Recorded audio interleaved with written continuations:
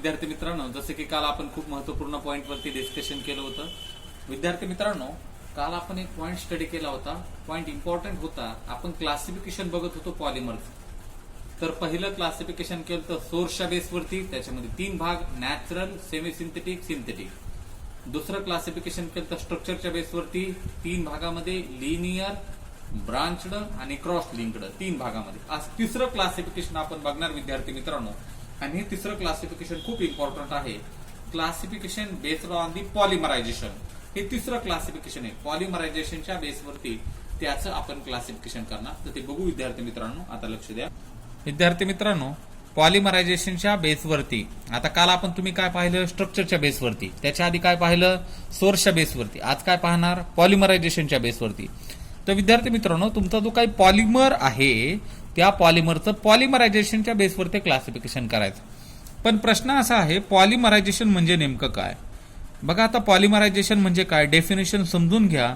पॉलिमरायझेशन म्हणजे काय? When number of monomer molecules, Wien number of monomer molecule undergoes repeated addition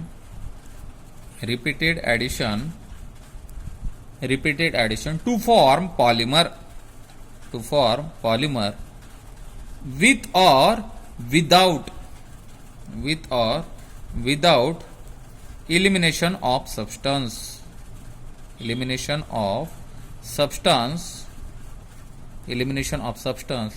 The process is called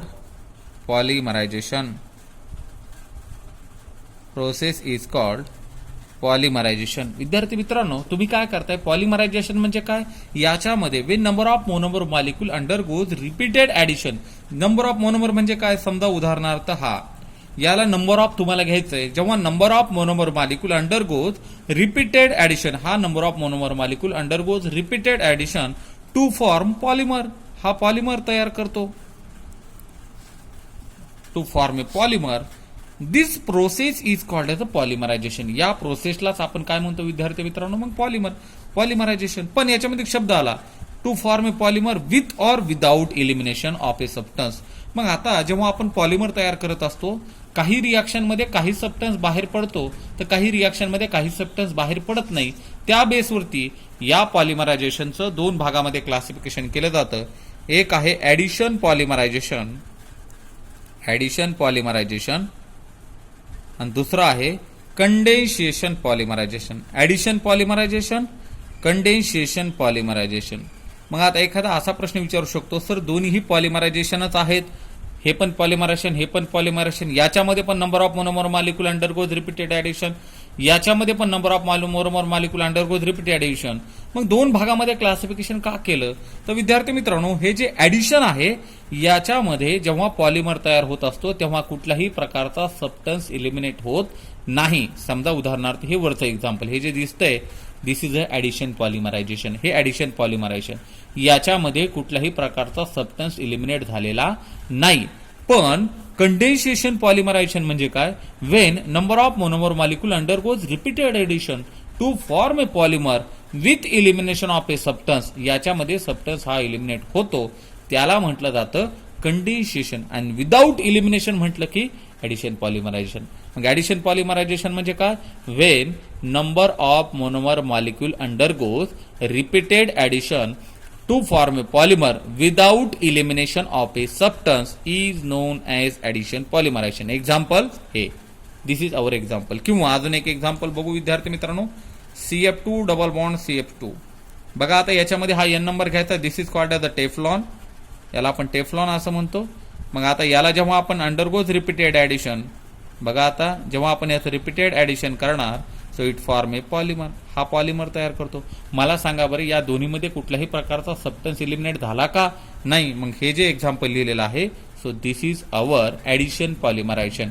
हे झालं addition पॉलिमरायझेशनचं example. आता दुसरं आहे कंडेन्सेशन पॉलिमर. कंडेन्सेशन म्हणजे काय सांगितलं? समजा उदाहरणार्थ समजून घ्या विद्यार्थी मित्रांनो, पॉइंट खूप महत्वपूर्ण आहे. एक एक्झाम्पल घेतो मी, तुमच्या समोर लिहितो.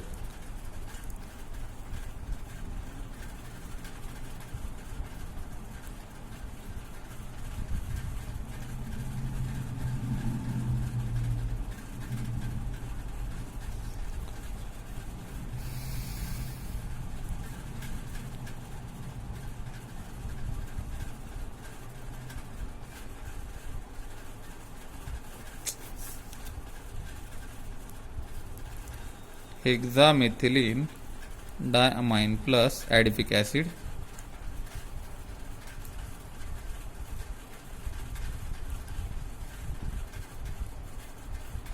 विद्यार्थी मित्रांनो, या ठिकाणी हा आहे तुमचा adipic acid. It is our adipic acid आणि it is our hexamethylene diamine.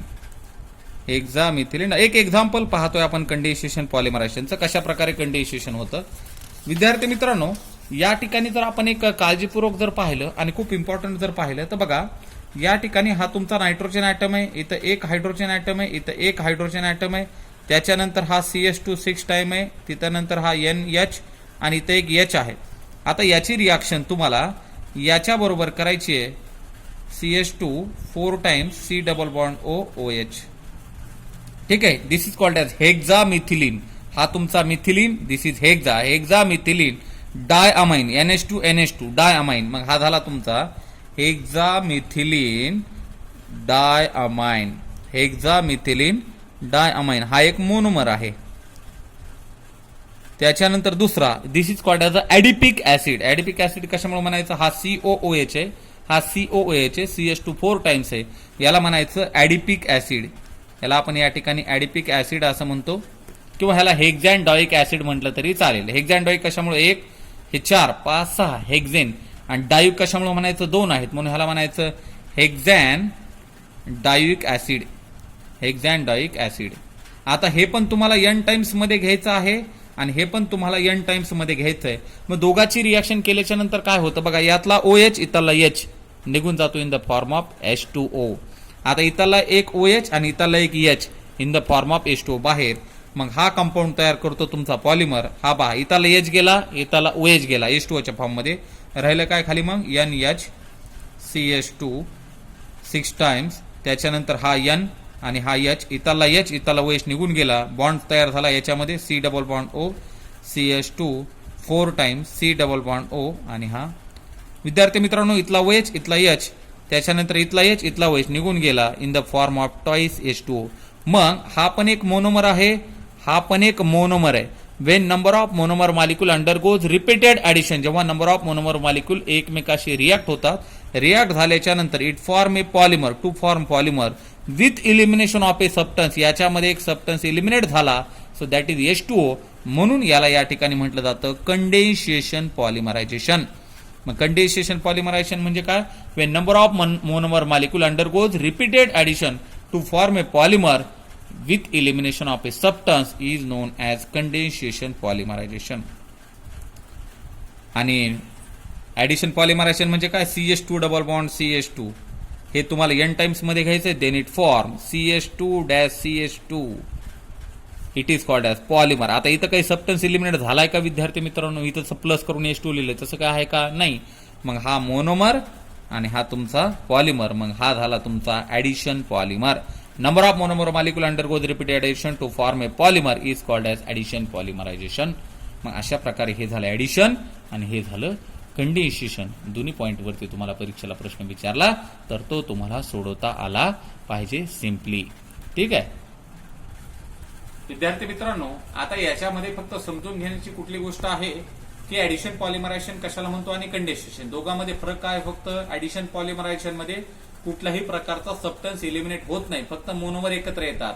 आणि कंडेन्सेशन पॉलिमरायझेशन म्हणजे काय होतं, वेगवेगळ्या प्रकारचे मोनोमर्स असतात, एकत्र येतात आणि सबस्टन्स इलिमिनेट होतो. मग एकाला म्हणायचं ऍडिशन पॉलिमरायझेशन आणि दुसऱ्याला म्हणायचं कंडेन्सेशन पॉलिमरायझेशन. अशा प्रकारे पॉलिमरायझेशनचं आपण क्लासिफिकेशन केलं with the base of elimination of a substance.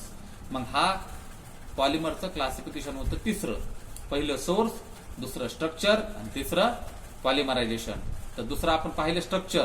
कधी कधी मोनोमर एकत्र येतात, लिनियर चेन तयार करतो, त्याला आपण लिनियर पॉलिमर म्हणतो. कधी कधी मोनोमर एकत्र येतात, ब्रांचिंग तयार करतो, त्याला आपण ब्रांचड म्हणतो. कधी कधी मोनोमर एकत्र येतात, क्रॉस लिंक तयार करतात, त्याला आपण क्रॉस लिंक्ड म्हणतो.